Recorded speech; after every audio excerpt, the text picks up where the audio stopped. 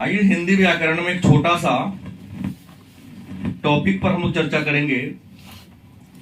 उम्मीद है इसके बारे में आप लोग पहले से भी जानते हैं और यहां से प्रतिवर्ष एक प्रश्न पूछा जाता है, निश्चित तौर पे पूछा जाता है। और ये अंक कितने का होता है? 5 अंक का होता है। कितने अंक का? 5 अंक का यहां से एक प्रश्न होता है और पूछा ही जाता है और बड़ी आसानी से आप इसको 5 अंक प्राप्त कर सकते हो, ले सकते हो। जिस टॉपिक को हम लोग पढ़ने वाले हैं उसका नाम है संक्षेपण।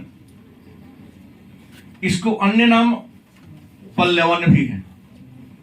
क्या नाम है? पल्लवन। तो सबसे पहले जाने कि संक्षेपण का मतलब क्या होता है। तो संक्षेपण का शाब्दिक अर्थ होता है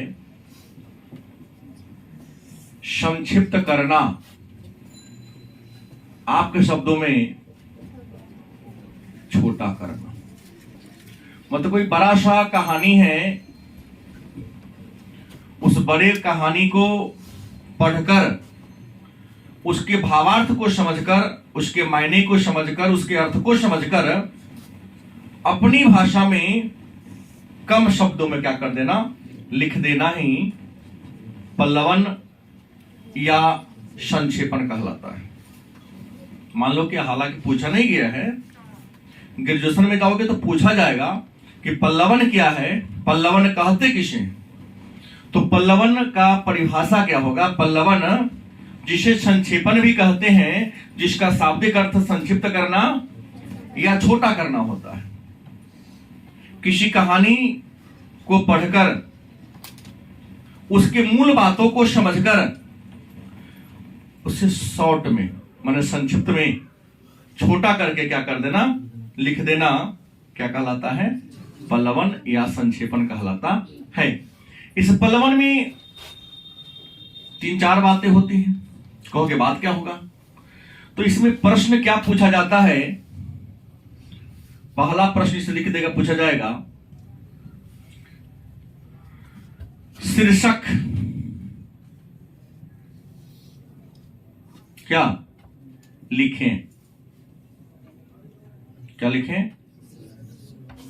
दूसरा प्रश्न क्या होगा? संक्षेपण करें।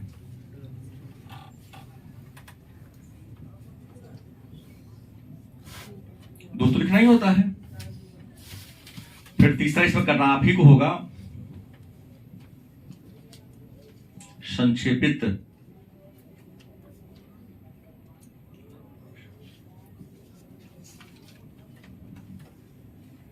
शब्द। लिखना नहीं है, लेकिन अगर आप दिमाग में लगे इतना हमको करना है तो आपसे गलती होने की संभावना नहीं होगी।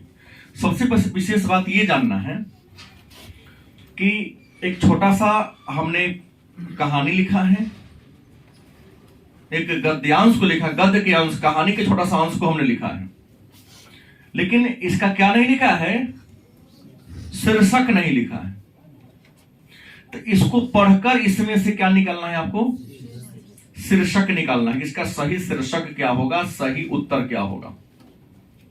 शीर्षक के बाद इसको संक्षेपण करना। संक्षेपण करने के लिए क्या होगा? सभी शब्द को क्या कर लेना है? गिन लेना है। और सभी शब्दों को गिनकर 3 से क्या कर देना है? भाग दे देना है। आज जितना भागफल आता है उतना ही शब्द में उस पूरे कहानी को, पूरे गद्यांश को लिख देना है। लेकिन एक बात याद रहे, जरूरी नहीं है। हम यहां 99% बच्चों को देखते क्या है कि इसको पढ़ा, इसमें से मेन बात को लिख दिया। गलत। आप उन शब्दों को भी लिख सकते हैं जो इसमें नहीं दिया गया है। आपको इसका निचोड़ लिखने के लिए कहता है, ना कि इसमें के सबको लिखने के लिए कहता है। ये कहना क्या चाहता है? बच्चा इसलिए गलती कर लेता है कि यहां से लिख लिया, फिर वही लिख लिया, फिर यहां लिख लिया, हो गया संक्षिप्त। जो सरासर क्या है? गलत है। इस पूरे गद्यांश को पढ़ना है और गद्यांश को 2-3 बार पढ़ोगे तो निश्चित तौर पर इस गद्यांश का मायने क्या है या कहना क्या चाहता है आपके दिमाग में घुस जाता है। तो बड़ी आसानी से आप लिख दोगे। जैसे इसका शीर्षक क्या होगा? तो शीर्षक के बारे में चर्चा कर, देख लो, पढ़ो इसको। श्रम ही संसार में सफलता प्राप्त करने का एकमात्र साधन है। हमने कहा गीता में भगवान कृष्ण ने क्या लिखा? कर्मण्येवाधिकारस्ते मा फलेषु कदाचन। अच्छा लाइन है, श्रम माने परिश्रम, मेहनत। इस संसार में यदि सफलता को प्राप्त करना है तो क्या करना पड़ेगा? श्रम करना पड़ेगा, मेहनत करना पड़ेगा, काम करना पड़ेगा। क्या लिखा? श्रम ही संसार में सफलता प्राप्त करने का एक बार साधन है। श्रम करके, क्या करके? यहां भी श्रम है, यहां भी श्रम करके मतलब काम करके हम जीवन की ऊंची से ऊंची सफलता को प्राप्त, मतलब मेहनत करके हम चाहें तो जीवन के हर लक्ष्य को पूरा कर सकते हैं।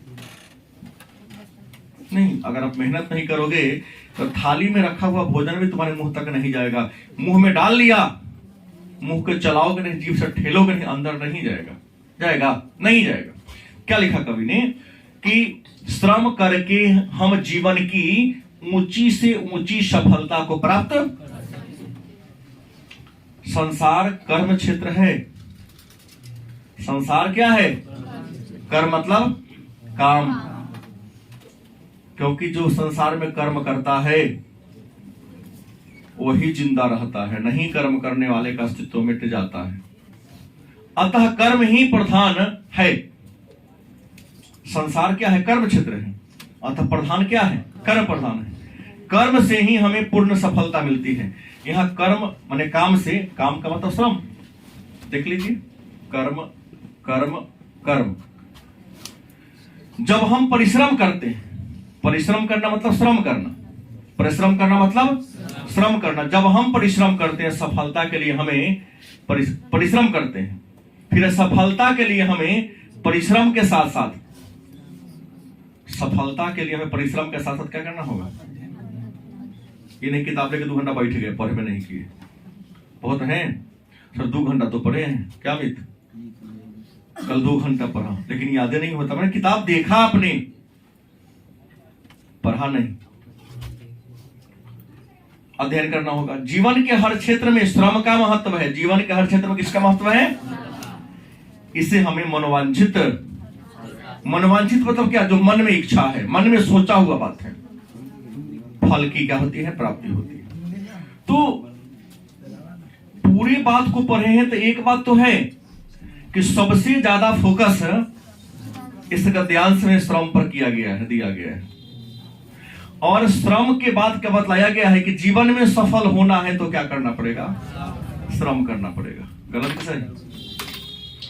इस पूरी कहानी को पढ़े हैं, गद्यांश को पढ़े हैं, तो एक अच्छा बात निकल कर आया है कि जीवन में सफल होने के लिए क्या जरूरी है? श्रम करना जरूरी है। क्या जरूरी है? श्रम करना मतलब मेहनत करना जरूरी है। इसका शीर्षक क्या हो जाएगा? हेडलाइन क्या हो जाएगा? श्रम सफलता का साधन है। श्रम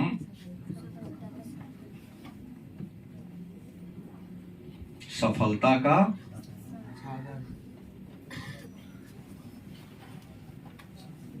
अब इसमें लगता है कि हमने कुछ गलती लिखा तो आप कमेंट कर सकते हैं, कोई दिक्कत नहीं है। लेकिन मेरे ख्याल से इसका सही उत्तर, सही हेडलाइन यही होगा। गलत कि सही?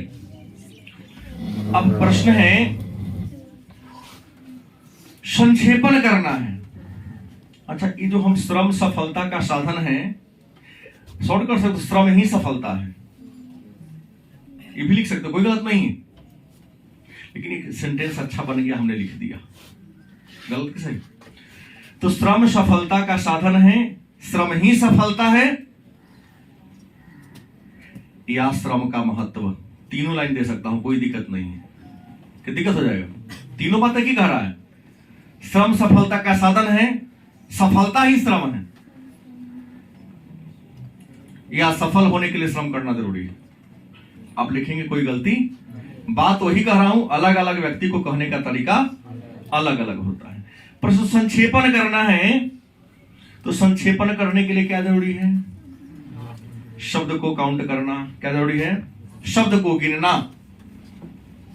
अब प्रश्न है, शब्द कहते किसे हैं? तो रात हमने पदबंध पढ़ाया।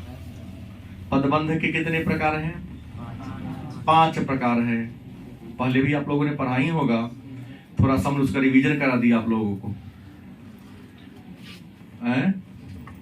संज्ञा प्रबंध पदबंध, सर्वनाम पदबंध, विशेषण पदबंध, क्रिया विशेषण पदबंध और अव्यय पदबंध। बड़ी आसानी इसको पहचान सकते, परिभाषा हमने दी तो बताया आपको। तो प्रश्न है हमको क्या करना होगा, शब्द को गिनना होगा। शब्द का परिभाषा हमने दिया, 2 या 2 से अधिक वर्णों के सार्थक मेल को, जिसका क्या हो सार्थक, बताओ क्या अर्थ निकले। 2 वर्ण है, अर्थ ना निकले, चटपट लटपट, कोई अर्थ होगा? हम 2 वर्ण जोड़े लेकिन दोनों मिलकर एक सार्थक अच्छा अर्थ देता हो तब शब्द कहलाएगा, नहीं तो शब्द क्या होगा, नहीं कहलाएगा। शब्द सार्थक होना चाहिए, निरर्थक नहीं होना चाहिए। सार्थक मतलब अर्थ सहित, निरर्थक मतलब बिना अर्थ का। तो देखो, श्रम ही संसार में सफलता का साधन है। पहले इसको हेडिंग मेरा हो गया। अब संक्षेपण करने के लिए हमको सबको काउंट करना पड़ेगा। इसमें शब्द को गिनेंगे कि सबको गिन ले? सबको गिन ले। नहीं, क्या इसमें के में शब्द है? शब्द गिन ले। लेकिन बता रहा हूं, जोड़ने का काम करते हो इसको भी शब्द में ही काउंट कर ले। हम गारंटी सबको गिन ले ना, लाइन से जितना है सब, फिर देख, ताकि त्रुटि ना हो किसी प्रकार की। कितना है पूरा?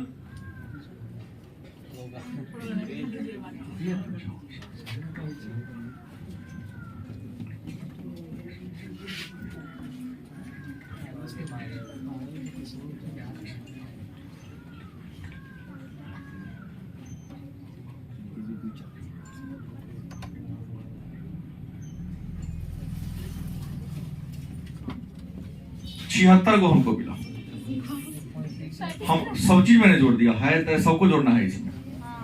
मतलब लिख सकते हैं कुल शब्द, हमने कहा शब्द को जोड़ लो, क्या कर लिया? कुल शब्द कितना है? 76 है इसमें कुल शब्द। तो संक्षेपण करना होगा, तो 76 में क्या करना होगा? 3 से डिवाइड करना होगा। तो कितना होगा? 25 या 75, क्या जी?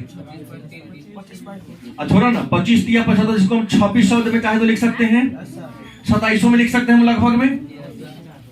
लगभग इन सारे गद्यांश के कितने में?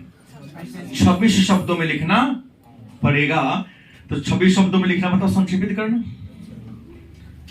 अब क्या लिखेंगे? पहला तो इसको लिखा जा सकता है कि श्रम सफलता का साधन है। गलत सही? हमने कहा है पूरा लाइन नहीं पढ़ करना है, इसके पूरे को दिमाग में बैठा लेना है और निचोड़ करके लिख देना है। श्रम सफलता का क्या है? साधन है।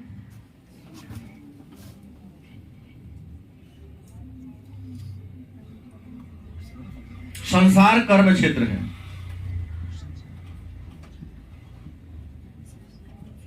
गलती की सही? संसार क्या है? कर्म क्षेत्र है, अतः कर्म ही प्रधान है।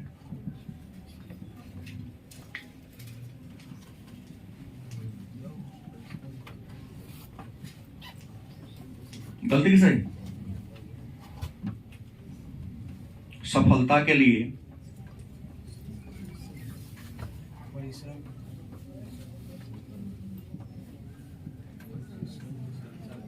परिश्रम के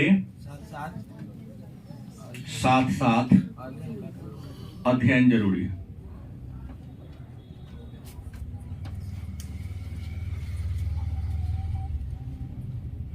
अगर पूर्ण गया तो गुड, एक लाइन और जोड़ सकते हैं। श्रम से हर लक्ष्य को पा सकते हैं। बात यही कर रहा है ना? कितना पूर्ण गया? श्रम करके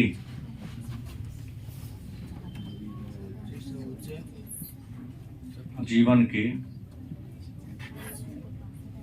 लक्ष्य को पा सकते हैं। एक आध शब्द अगर आगे पीछे हो जाता तो फर्क, लेकिन यह नहीं, लाइन वाक्य पूर्ण होना चाहिए, अर्थ सहित होना चाहिए। ऐसा नहीं कि जहां तहां लिख देंगे तो लाइनें मतलब अर्थपूर्ण वाक्य ही नहीं बनेगा। हमने जो भी लिखा, श्रम सफलता का साधन है, स्पष्ट लाइन है। संसार कर्म क्षेत्र है, गलती है, इसमें कोई त्रुटिपूर्ण नहीं है। अतः कर्म ही प्रधान है। सफलता के परिश्रम नहीं, सफलता के लिए छूट गया है, के लिए परिश्रम के साथ साथ अध्ययन क्या है, श्रम करके जीवन के लक्ष्य को। तो उम्मीद है आप सबको समझ में आया होगा। तो यहां 3-4 बात लिखना है। पहले पूरे गद्यांश को पढ़ के शीर्षक लिखना है, आपने शीर्षक लिख दिया। फिर कुल शब्द को मन में ही करना है, 3 से भाग दिया तो यहां क्या होगा, संक्षेपित शब्द कितना आ गया, 26। ये आपको लिखना पड़ेगा। मतलब लिखना क्या है, शीर्षक संक्षेपण कर देना है और अंत में संक्षेपित। ये जो डिवाइड बाय किया हूं आपको अपने मन में करना होगा, कॉपी कॉपी करने की कोई जरूरत नहीं। अगर नहीं समझ में आया तो एक बार और प्रश्न कर सकते हो, नहीं तो मैं आप लोगों से बनवाऊंगा। अभी एक बनवाऊं, निकालिए।